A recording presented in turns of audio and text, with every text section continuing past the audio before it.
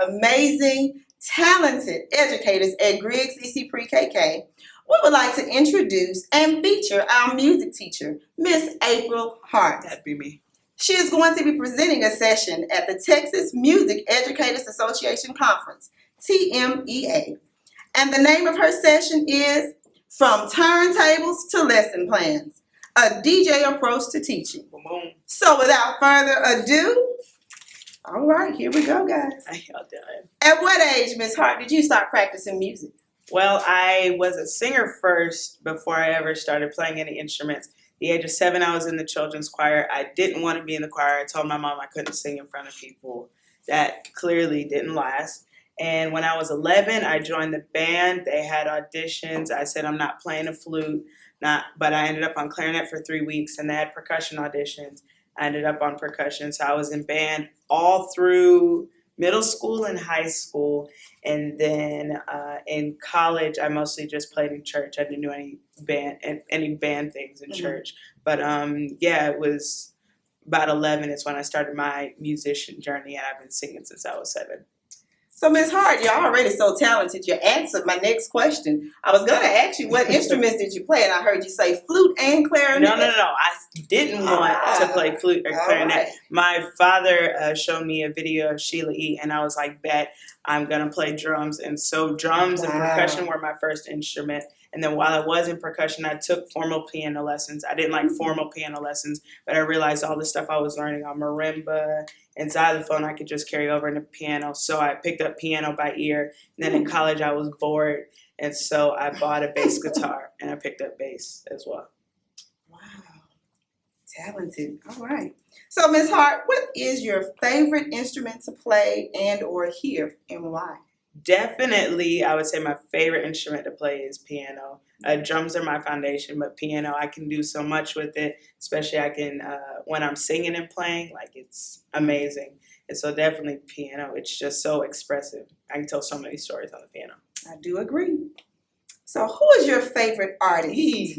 And what do you like about this artist? That is a hard question. I tell people that if I could be the ideal musician performer, I would have the voice of Whitney Houston, I would have the musicianship of Stevie Wonder, and I would have the performance skills of Elvis Presley. Like that to me is my trifecta.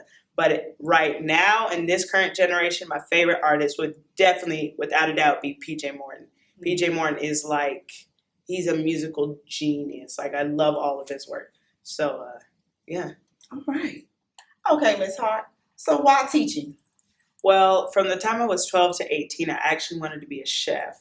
And once I got into hospitality school at the University of Houston, I realized chefs don't get nights or weekends.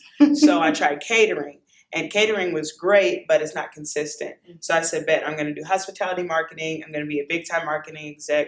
2 years out of school, I worked in event production management. And then it came to a point where I was low on money and low on purpose. And my faith is a really big part of my life. So I did what I do. Every time I come to a crossroads, I prayed. I said, God, what do you want me to do? He said, you need to be a teacher. I told God, you're not talking to me because I don't have patience. I don't have none of that. But I had learned early on that when you tell God no, stuff don't work out. So I became a teacher because God told me to. And you are phenomenal. All right. So the session you're going to be presenting again is called From Turntables to Lesson Plans, a DJ approach to teaching. So explain to me the relevance of this title as it pertains to teaching. Well, when I started teaching, like I said, I didn't have a teaching background. And so within the first couple months of teaching, I was going home tired. I was losing my voice. The kids were crazy. And so I went back to God and I was like, yo, what am I supposed to do? And he told me, use what's in your hand. And that's a reference to Moses in Genesis. He talked about what was in his hand to use, and that was his staff. And so I said, okay, what do I know? And what I knew was DJing. I've been DJing since my junior year of college. And then it clicked to me that the way a DJ controls a party is the same way a teacher controls a classroom. And so within this session, it's 5 aspects of DJing that I learned that I incorporate into my classroom. And the whole point is to have teachers change their perspective. And if they can view themselves as a DJ and their classrooms as a party they can take control of, it will change the way that they teach. And so that's what it's all about. Awesome. So do you think being a musician makes you a better educator? Absolutely. Please explain. Well, for one, musician swag. I have more swag than anybody here. Be clear. I mean, do you see me? For two, a musician, a performer is actively using both sides of their brain. And so in my classroom, I'm left brain, I'm right brain. I'm creating, I'm thinking logistically. And then I'm able to tune out a lot when I need to, because on a normal Sunday, I have click, track, guide, vocals, everything running through my ears, but I have to focus on just my part. And so it's easy for me to focus in when there's chaos all around. And so, yeah, a musician makes me the best teacher. Yeah. So with that being said, are you currently working on any outside projects that you want to tell us about?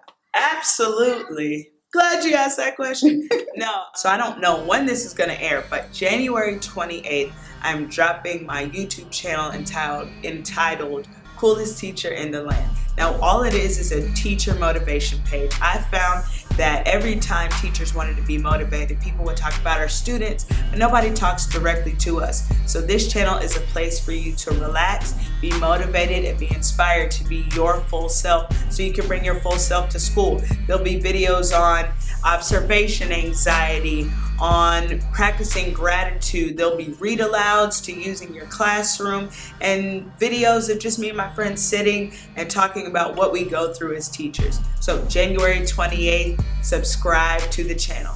Coolest teacher in the land. All right, so we are getting ready to close out our interview, but before we do, I want to play a little game of this or that. So in this game, I'm going to give you two random choices of some various things, and I want you to tell me which one you like the most. All right. Jazz or blues? Jazz. Jazz. Rap, hip hop, or R&B? R&B, only because without R&B, we wouldn't have hip hop. Okay.